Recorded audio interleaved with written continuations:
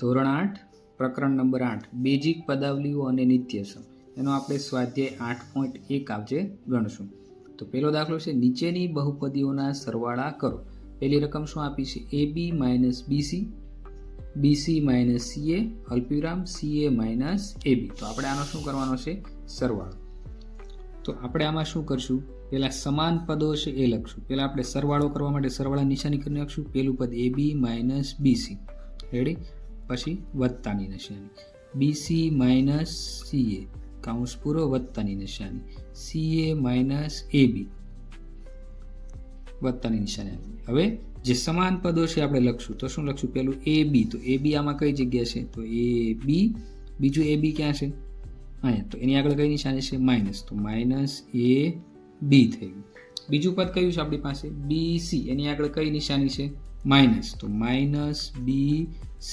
તો BC બીજી કઈ જગ્યાએ છે? અહીંયા. તો એની આગળ કઈ નિશાની છે? પ્લસની. તો પ્લસ BC. ત્યાર પછી ત્રીજું પદ કયું છે? જો BC તો આમાં આવી ગયું છે. ત્રીજું પદ છે CA. એની આગળ કઈ નિશાની છે? માઇનસ. તો માઇનસ CA વત્તા, અને બીજું પદ CA ક્યાં છે? અહીં. તો વત્તા CA. તો આમાં આપણે શું કર્યું છે? જે સમાન પદો છે આપણે નજીક લખી નાખ્યા. AB અહીંયા છે તો AB લખ્યા. બીજું AB ક્યાં છે? અહીંયા. તો એની આગળ માઇનસ નિશાની. તો માઇનસ AB.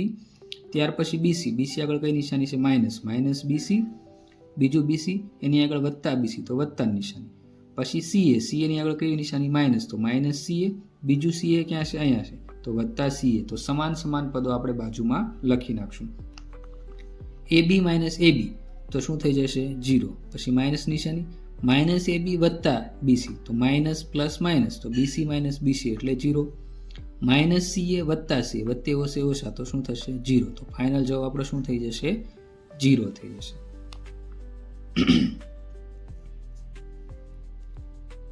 હવે બીજો દાખલો શું છે? A માઇનસ B વત્તા AB. આ પહેલું પદ. બીજું પદ B માઇનસ C વત્તા BC. આ બીજી પદાવલી. ત્રીજી પદાવલી C માઇનસ A વત્તા AC. આ ત્રીજી પદાવલી. તો સરવાળો કરવા માટે પહેલા આપણે શું કરી નાખશું? A માઇનસ B વત્તા AB. આ પહેલું પદ લખ્યું અને આપણે કાઉન્સમાં લખી નાખશું.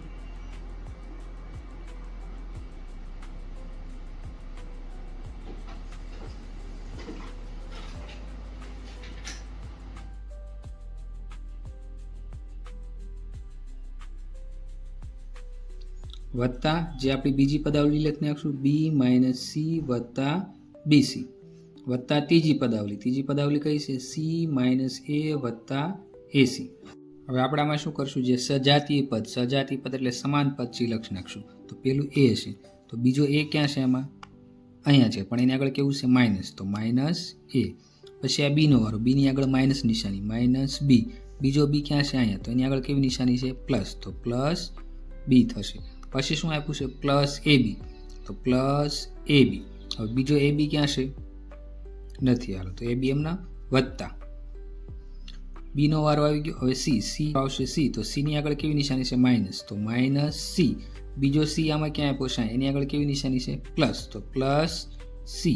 પછી કોણ આવ્યું છે? વત્તા BC. તો વત્તા BC. BC બીજો એકમાં આખામાં BC છે નહીં. હવે પછી શું વધ્યું? AC. તો AC આગળ કેવી નિશાની છે? પ્લસ. તો પ્લસ AC. જો હવે તમામ પદ આમાં આવી ગયા છે. હવે આપણો સરવાળો કરશું. તો plus A minus A, plus minus minus. તો આ શું થઈ ગયો? 0. Minus B plus B. તો આ શું થઈ જશે? 0. આ AB એમના વત્તા AB એમના. હવે માઇનસ C પ્લસ C. તો શું થઈ જશે? આખો 0 થઈ જશે. Plus BC plus AC. તો plus BC plus AC. Ready? હવે શું વધશે આમાં? જે વધ્યું લખી નાખવાનું. AB વત્તા BC વત્તા AC. તો A કેટલી વાર છે? 2 વાર. B કેટલી વાર છે? 2 વાર. C કેટલી વાર છે? 2 વાર. તો આપણે શું કરશું? કોમન કાઢી નાખ્યું. 2A વત્તા B વત્તા C. શું કરવા? આ 2 કેમ આવ્યા? બધામાં અક્ષર એટલે કે ABCD નો એક અક્ષર કેટલી વાર છે? 2 વાર. A 2 વાર છે, B 2 વાર છે અને C 2 વાર છે. એટલે 2 કાઉન્સમાં A વત્તા B વત્તા C. ત્રીજો દાખલો શું છે? 2p square q square minus 3pq વત્તા 4. એક પદાવલી પૂરી. બીજી 5 વત્તા 7pq minus 3p square q square. આ બીજી પદાવલી. તો આ બંનેનો આપણે શું કરવાનો છે? સરવાળો. તો પહેલાં આપણે કાઉન્સમાં લખી નાખશું. 2p square q square minus 3pq વત્તા 4 કૌંસ પૂરો, આ પહેલું પદાવલી પૂરી, તો વચ્ચે વત્તાની નિશાની. હવે બીજી પદાવલી 5 + 7pq - 3p² બરાબર. હવે આપણે શું કરશું, જેટલી સજાતી એટલે કે સમાન પદાવલી લખી નાખશું. તો પેલું શું છે 2p²q². હવે બીજી p²q² વાળી કઈ છે, આ છે, પણ એની આગળ કેવી નિશાની છે, માઇનસ, તો -3p²q². ત્યાર પછી બીજી પદાવલીનો વારો આવશે, આ પહેલી પદાવલી પૂરી, -3pq. હવે pq વાળી બીજી પદાવલી ક્યાં છે, અહીંયા છે, જો +7pq. તો શું લખશું, +7pq. પછી ક્યાં વધ્યા 4, તો +4, અને 5ની આગળ કેવી નિશાની છે, વત્તા, તો +5. હવે આ બધાનો આપણે શું કરશું, સરવાળો બાદબાકી જે થતું હશે તે. હવે અહીં 2p²q² છે, અહીંયા કેટલું છે, -3pq². તો 2 - 3, તો શું વધશે, -1p²q². પછી પાછી માઇનસ નિશાની, -3pq + 7pq. તો માઇનસ પ્લસ માઇનસ, તો 3માંથી 7 કાઢશો, કેટલા વધશે, 4 વધશે. પણ મોટું પદ કયું છે, 7 વાળું, તો એની આગળ કેવી નિશાની છે, પ્લસ. તો અહીં શું કરશું આપણે, +4pq વત્તા 4 + 5 એટલે કેટલા થશે, 9. તો તમે આને કઈ રીતે લખી શકશો, -p²q² + 4pq + 9. તો આ શું થઈ જશે, આપણો આન્સર થઈ જશે. ચોથો દાખલો છે l² + m², પહેલી પદાવલી, બીજી m² + n², બીજી પદાવલી, ત્રીજી n² + l², ત્રીજી પદાવલી, ચોથી 2lm + 2mn + 2nl. તો પહેલા આપણે શું કરશું, બધાની વચ્ચે સરવાળા નિશાની કરી નાખશું. તો l² + m², પહેલી પદાવલી પૂરી, કૌંસ પૂરો, વત્તા. બીજી પદાવલી m² + n², કૌંસ પૂરો, વત્તા. ત્રીજી પદાવલી n² + l², ત્રીજી પદાવલી, વત્તા. ચોથી પદાવલી નીચે લખશું આપણે, 2lm + 2mn + 2nl. રેડી. હવે આપણે પદાવલીનો બધાનો સરવાળા નિશાની કરી નાખીએ. હવે સમાન પદાવલી છે આપણે લખશું. તો પહેલી l², બીજું l² ક્યાં છે, અહીંયા છે, તો +l².